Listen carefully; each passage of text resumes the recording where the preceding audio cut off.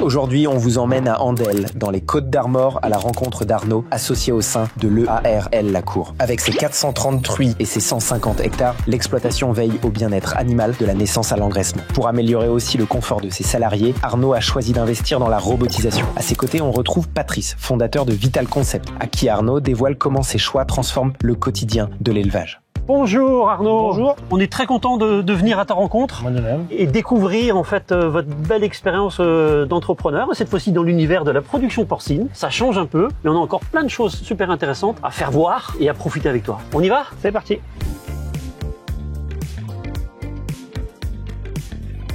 Donc Arnaud, écoute, avant de rentrer dans le vif du sujet et de mettre les pieds dans les bottes, est-ce que tu pourrais rapidement nous faire un petit descriptif en fait de l'organisation de l'exploitation, sa petite histoire, même sa grande histoire. Vous êtes 3 associés aujourd'hui et un salarié, je crois, C'est ça. Mon frère David qui est installé depuis 2006, moi qui est installé depuis 2008, et puis Frédéric qui nous a rejoint en 2014 au moment de la construction de ce bâtiment ici. Au moment de la construction de la maternité. Donc avant 2014, ton frère était sur un autre site sur notre site, et puis moi j'ai repris l'élevage familial ici. Après, on a créé ce bâtiment. Aujourd'hui, sur le site, un peu plus de 300 truies. 330 truies. Ouais. 330 truies, voilà. Un site distant que vous avez repris il n'y a pas très longtemps. On a repris il y a 3 ans avec 100 truies et un autre salarié est sur place. Et autrement, nous avons 150 hectares de SAU. Assez groupé autour de l'exploitation. Oui, très groupé autour de l'exploitation. Ok, donc 100% culture de vente. Ouais. Aujourd'hui, nous avons blé, orge, maïs, colza, plus des cives et un peu de betterave pour l'usine de méthanisation. Ok, donc en plus de l'assolement normal de ces cultures de vente, vous y avez intégré des cives en sortie d'été,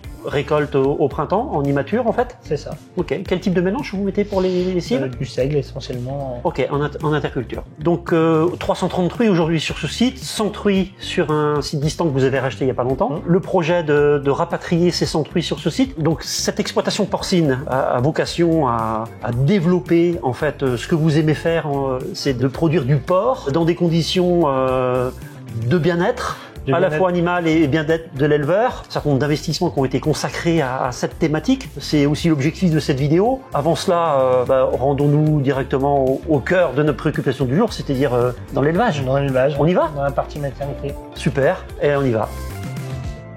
Bon Arnaud, ça y est, la petite douche, ça fait du bien. Oui. On a mis notre combinaison biosécurité, le bleu pour la maternité, enfin le bloc. Bloc maternité. Oui, donc là on est dans le couloir du bâtiment mis en service 2015, donc bloc naissage. C'est ça. Donc avec combien de places? Avec 4 salles de gestantes de 60 places, une maternité de 60 places et une verraterie de 90 places. En génétique, vous êtes sur quel schéma aujourd'hui? C'est de la CG36 en génétique. Ok. Et puis on a couplé ça avec du Rogdan Bred sur les issues mâles. Depuis combien de temps? Depuis 3 ans. Et donc avec ce schéma génétique, aujourd'hui, c'est quoi vos objectifs?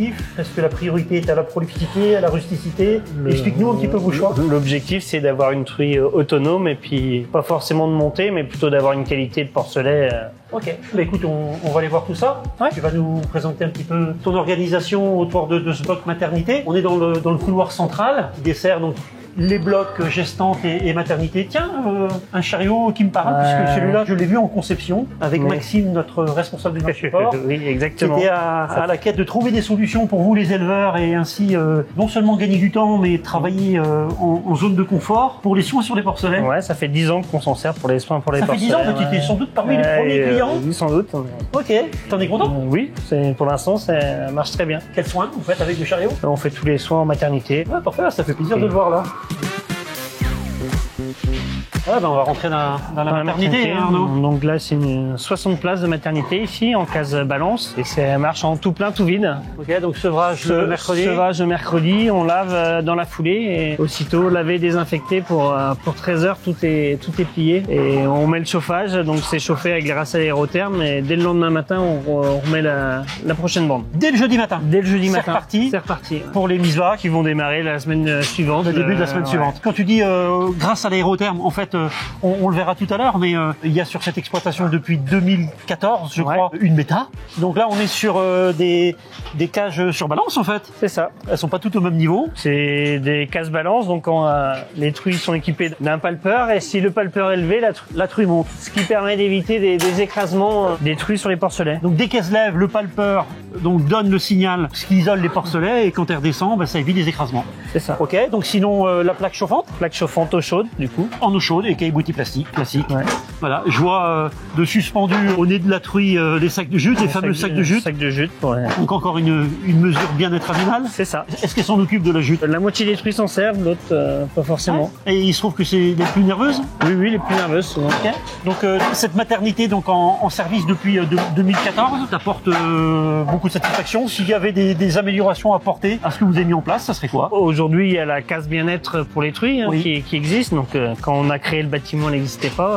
Donc ça veut dire que quand vous allez rapatrier les 100 truies qui sont restées sur un site externe, on va refaire, sur ce site, on fera la partie qui va être faite en œuf de maternité sera faite en case bien-être. Bien-être, d'accord. Donc alimentation à sec? À sec, ouais, par chaîne, 2 heures. Et donc avec une courbe d'alimentation 2,8 kg quand les truies entrent en maternité. Quand elles rentrent, oui. 2 kg le jour de la mise bas et après elle repasse à 3 kg.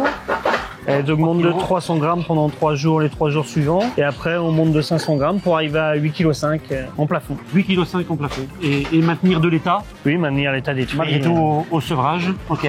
Et tout ça, ça te permet d'avoir des porcelets vigoureux? À côté de ça, les porcelets en aliment lacté après une semaine de vie. On démarre avec un aliment premier âge qu'on mélange, qu'on fait en transition dans le... Au bout de fin de deuxième semaine? Fin de deuxième semaine, au bout de 15 jours d'âge. En transition? En transition. En premier âge, ok. Pour arriver le jour du sevrage avec le premier âge uniquement dans les ogettes. Ok.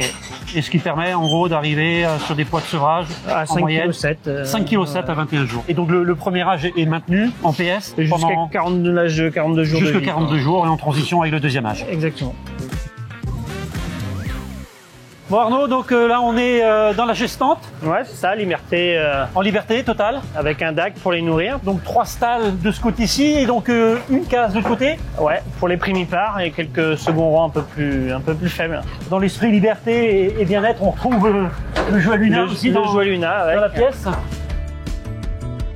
On arrive donc dans la verraterie. C'est ça, verraterie. Donc sevrage le mercredi, insémination le lundi, mardi d'après. Les truies sont bloquées pour pas qu'elles chahutent de trop entre elles pendant le moment de l'insémination. Sinon, il y a des pertes embryonnaires, il y a des soucis de reproduction. Et puis sitôt fin de semaine, elles sont libérées dès vendredi. Elles passent en gestante. Exactement. Donc alimentation à sec aussi aux doseurs. Avec un flushing au démarrage. Les truies sont confirmées en gestante. 25 jours après IA, elles sont confirmées. L'échographe vient et confirme si elles sont pleines ou pas. En fait, Arnaud, quand tu vas être au bout de ton raisonnement de l'élevage bien-être, si j'ai bien compris, et que la nouvelle maternité va être construite, oui. Et c'est un projet à venir, hein, les truies dans une carrière finalement ne resteront que 10 jours bloqués. C'est ça. Sur 5 mois en fait. Ouais, c'est ça. 10 jours ici et après le reste du temps. Et tout le reste du temps en liberté. Hein. Oui. Voilà. Tu nous emmènes dans une salle de pastorage, 2 salles.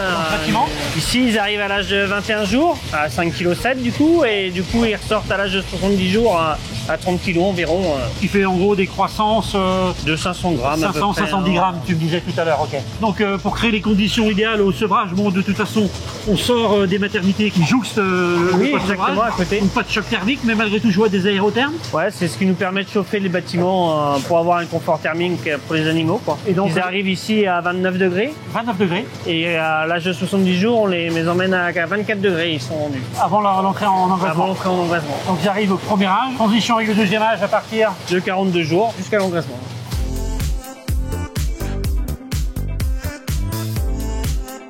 Et là, moi, Arnaud, on arrive sur le dernier gros investissement qui remonte à 2020. Ouais, c'est ça, on a profité d'améliorer les conditions d'élevage et de bien-être. Tu vas nous présenter tout ça? Ouais.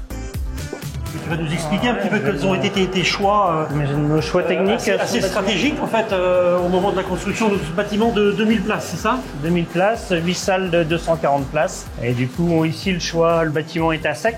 Alimentation à sec, 100% à sec. 100% à nourrisseur. Sec. Nourrisseur et les déjections sont sur raclage. Alors dans ce bâtiment bien-être animal, puisque c'est comme ça que tu l'appelles, oui. Et je trouve que le terme est complètement approprié. Donc 2 éléments forts de différenciation d'un bâtiment, on va dire, plus classique. Oui. C'est 1, la luminosité et 2, la surface par port. Est-ce que tu peux nous expliquer un peu tout ça? Globalement, on a plus de luminosité, on a quasiment 3% de surface vitrée par rapport au sol. En surface au sol, on a 0,85 m² au sol par port et avec une partie gisoire pour améliorer un peu le confort des animaux. Donc bien-être animal, bien-être de l'éleveur. Bon, on aurait tendance à penser parfois, et je suis quasiment certain C'est une erreur qu'il n'est pas possible de concilier bien-être animal, bien-être de l'éleveur et efficience économique. On en est où puisque là, désormais, Arnaud, un peu plus de 4 années de recul en production sur un bâtiment complet. La performance, elle parle chez vous aussi? Globalement, la performance, on est à 980 grammes de GMQ, de 4 d'indice. Alors, on a toujours l'objectif d'améliorer les choses et de diminuer encore. L'objectif, c'est de descendre à 2-3, mais... Vous avez déjà identifié les leviers possibles pour pouvoir y arriver à améliorer sur la ventilation, entre autres. Donc, bâtiment, donc conception e-tech, principe dépression. C'est ça. Raconte-nous un petit peu les flux. Dépression, ventilation centralisée. Les flux sont rentrés par l'air, par l'extérieur du bâtiment, et c'est de la dépression, donc les turbines poussent vers l'air vicié sur l'extérieur. Par les couloirs? Par les couloirs. On va justement voir dans les salles comment tout ça s'explique. Là, on rentre dans la salle numéro 5.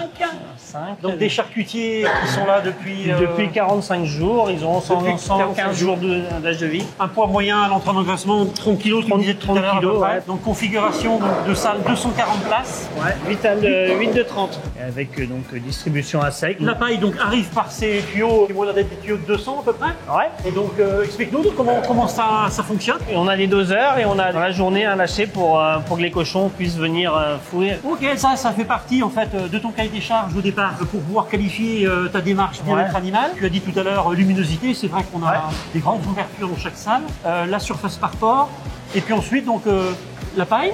Oui, après c'est toujours d'essayer d'améliorer les choses aussi au quotidien pour les animaux. Des jouets aussi dans les cases, j'ai vu ça. Oui, jouets, avec des supports pour le bois, ouais. Les jouets Nuna, les chaînes. On fait souvent des essais de jouets. Donc nos trappes qui pulsent l'air centralisées donc au bout de bâtiment. C'est ça. Ok. J'ai l'impression que le volume des salles est un peu plus supérieur à la normale. C'est peut-être un effet d'optique. Non, on a une hauteur sous plafond de 30 cm de plus que... 30 cm de plus qu'à la normale. On est à 2,80 m. Okay. Il fait bon dans les salles. Hein.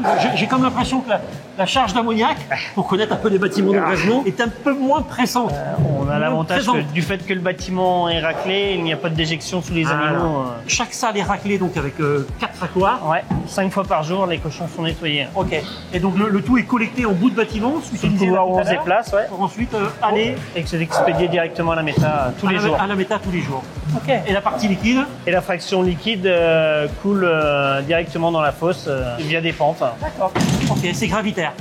Alors cet investissement qui remonte à 2020 peut assez facilement nous faire penser que le coût global est sans doute un peu supérieur à un bâtiment classique. Il en était quoi pour vous? Oui, aujourd'hui le bâtiment était supérieur. Après, on est arrivé à 750 € de la place. À l'époque, le bâtiment standard était à 450-500 € de la place. D'accord. Il y a un surcoût de 20-30%. Ok. Mais qui, de ton point de vue, est largement justifié par le gain de performance, le confort de travail? Le confort de travail avant tout aussi, et le gain de performance qui permet d'anticiper sur les demandes de confort supérieur pour les animaux dans nos cahiers des charges. Ok. D'ailleurs, Arnaud, je voulais profiter de cette occasion déjà pour te remercier ainsi que tes associés d'avoir accepté de faire justement tous ces tests de jouets, de petits produits qui attirent l'attention et pour lesquels les éleveurs ont dû consentir, je dirais même des investissements, puisqu'on est parti de zéro et vous avez joué le jeu et grâce à votre expérience, on a pu sélectionner les bons produits. Trouver le produit qui est adéquat et qui dure dans le temps. Ça a été en fonction de l'âge, qui tient dans les cases, tout à fait. Merci encore pour ça. Dans ce bâtiment bien-être, on a aussi intégré le bien-être des éleveurs, avec notamment l'intégration, il n'y a pas très longtemps, d'un robot de lavage. Ouais, on a investi pour améliorer les conditions d'élevage, le confort des salariés aussi, pour limiter les tâches pénibles. Juste en 2 mots, est-ce que tu peux nous expliquer qu'est-ce qui a motivé en fait votre choix à investir, parce que c'est quand même un investissement. Oui, c'est un investissement conséquent. Après, c'est de... Combien à peu près? Juste à peu près 40 000 €. 40 000 €. La contrepartie à ça, c'est que ça vous a permis de gagner beaucoup de temps dans les opérations de lavage. Oui. Donc dès que la salle est vide, on le met à laver tout de suite. Alors tout à l'heure, quand tu me parlais un petit peu de cet investissement, globalement, tu m'as dit avant, pour une salle de 240 places, il fallait en gros 4h30. C'est ça. À laver, et à faire que ça. Et là, depuis l'arrivée du robot, et une fois que tout a été programmé... On repasse 1h30 une fois que le robot a fini, pour finir de bien laver. D'accord, donc désinfecter la salle. 4h30 à 1h30, donc on a gagné 3 heures. C'est ça. Ouais, bravo. Le système est complètement autonome. Vous l'avez programmé à la typologie typologie de chaque salle. Il reste dans le couloir. Il est autonome, il est sur batterie, donc il faut qu'on remette à recharger de temps en temps. Puis après, on le met dans la salle et on le lance et il fait le boulot tout seul. Et il fait le job tout seul. Et donc, vous, un petit coup de finition dans les angles, puis vous êtes prêt à faire et puis la désinfection. Ok. Désinfection canon à mousse, comment? Désinfection canon à mousse. Ouais. Donc justement, à côté du robot, je vois deux beaux bidons. Avant de démarrer, on dégraisse, Détergent. détergent avant de démarrer, puis on désinfection. Ok. Donc le détergent enzymatique pour faciliter en fait la qualité du lavage. Et ensuite, donc l'IGVest, notre produit best-seller de la gamme à 1% fongicide, bactéricide, virucide, que tu appliques au canon à mousse ensuite. Exactement. Ok, très bien. Bon là Arnaud, on arrive à la méta, un projet qui commence déjà un peu à dater. Dans la présentation tout à l'heure, tu me disais que vous avez mis ça en route en 2014, mise en route. 2014. Ouais. Avec l'objectif au départ de produire de l'énergie. Produire de l'énergie, puis gérer les déjections animales. Alors sur la problématique un peu phosphore, où il fallait aussi qu'on retraite. Donc du coup, la méthanisation est couplée à une centrifugeuse. Pour gagner l'autonomie en fait sur votre capacité à produire un peu plus de lisier. Oui, c'est ça. Ouais. Voilà. Et donc le projet donc, repose sur la cogénération, c'est ça? La cogénération ici, ouais. 100% cogé. 100%. Vous produisez quel volume à peu près? Aujourd'hui, on produit 310 kW électriques. 310 kW. Ouais. Donc les ressources pour faire tourner la station en fait de méthanisation, le lisier et en particulier le lisier frais collecté tous les jours dans le bâtiment d'engraissement avec le système de raclage sous fosse, c'est une source importante. Ça représente la moitié de la moitié ration, du volume. à peu près, ouais. À côté de ça, on a des couverts végétaux, des lessives, ouais. Ok. Un peu d'ensilage de maïs et après des déchets ponctuels, déchets de coopératives. Donc toute la matière organique, cives, déchets, plus lisier fumier qu'intégré tous les jours dans la station. Dans la station, tous les jours, il y a 20 tonnes de lisier et 10-12 tonnes de matière solide intégrées à la station tous les jours. Ok, donc forcément tous les jours vous ressortez aussi du digesta. Exactement. Et ce digesta, donc il est ensuite traité ouais, avec séparation de phase. Ouais. Donc dans le bâtiment qu'on voit juste derrière. Hein. Exactement. Donc la partie solide reste dans cette première case et la partie liquide va dans une lagune. Dans la fosse, dans la lagune. Et après on composte la partie solide. Il y a des normes aussi pour ça? Oui, il y a des normes. Il faut que le tas de compost soit à plus de 55 degrés pendant plus de 15 jours pour être classé compost. Pour qu'il soit agréé, engrais organique en fait. Exactement. Voilà. Très bien, pour en faire un super engrais. Exactement. Ok, donc tout à l'heure en introduction, on parlait des cultures. Donc c'est en gros 150 hectares, hein, je crois, de SAU. C'est ça. À peu près. Donc tout est fertilisé avec le digesta? Oui, on n'achète pas d'engrais minéral. Du tout? Du tout. Même pour les céréales? Même pour les céréales. 100% digesta? C'est ça. Vous êtes aussi équipé pour pouvoir épandre notamment le digesta en deux passages par exemple sur les céréales? Tout le digesta est pendu par entreprise. Par contre, on a un réseau souterrain de tuyauterie pour faire de l'épandage 100 tonnes. Toutes les céréales en fait sont fertilisées en épandage 100 tonnes. En un ou deux passages? Deux passages. Deux passages. Ouais. Un passage sortie d'hiver. Ouais, ça, sortie d'hiver. Et deuxième passage et puis 1 centimètre à peu près. Exactement. Arnaud, tout au long de cette visite, j'ai été très intéressé par la logique entrepreneuriale que vous avez menée avec ton frère et ton associé qui arrive un peu sur le tard. 2014, c'était un chantier qui a duré 1 an et demi. Vous lancez la méta. 2014-2015, vous montez le premier bâtiment qu'on a visité tout à l'heure, bâtiment des Sages. Et puis 2020, la dernière pierre à l'édifice, le bâtiment d'engraissement de 2000 places qu'on vient de visiter. Donc il n'a pas fallu perdre de temps, il a fallu être un peu organisé. Vous avez toujours été aligné avec ton frère et ensuite l'associé qui vous a rejoint. J'essaie toujours d'avancer, d'avoir des projets. Bon, en tous les cas, bravo pour tout ce qui a été entrepris. J'ai beaucoup apprécié en fait la logique d'investissement et surtout de la feuille de route qui me paraît super claire pour vous. Il reste encore des belles choses à réaliser, mais ça fait partie de votre vie en fait, d'entrepreneur. Oui, aujourd'hui. Puis ce qu'on ressent aussi, et c'est le cas de mon point de vue chez tous les éleveurs, en fait, pour faire ce métier, il faut d'abord être passionné, y mettre les moyens appropriés pour prendre du plaisir aussi à faire ce métier, et puis surtout avoir de la visibilité en ayant des conditions de travail qui permettent de donner du sens à son métier. Pour moi, l'élevage, c'est ça en fait, et tous les éleveurs que je rencontre sont animés par cette même envie, cette même passion de faire les choses bien et de s'adapter au vivant, parce que tous les jours, ça vit en fait. Merci encore de nous avoir consacré ce temps pour nous permettre de découvrir un modèle d'élevage en Bretagne. Merci Arnaud, à bientôt. À bientôt.